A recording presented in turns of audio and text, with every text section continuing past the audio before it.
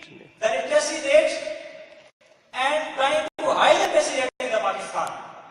If we see the literacy rate in Pakistan is 60%, only because of poverty and ignorance.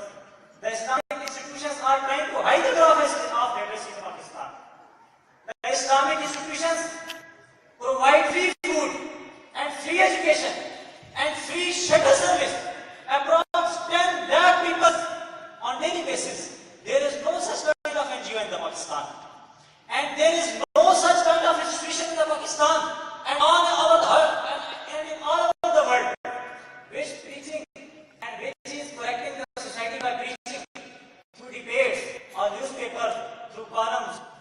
Only the Islamic institutions are busy in correcting the society. Dear audience, the best advantage of Islamic institutions is that they keep the nation in the right path, in the correct path, by preaching then the true ideology of Islam through Quran and Sunnah.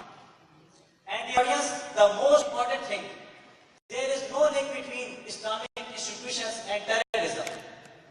Islamic institutions have no link with terrorism.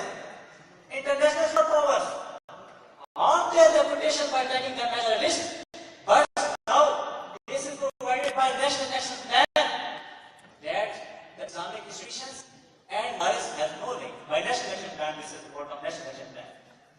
Rather than these Islamic institutions are busy and are preaching love, humanity, unity, harmony,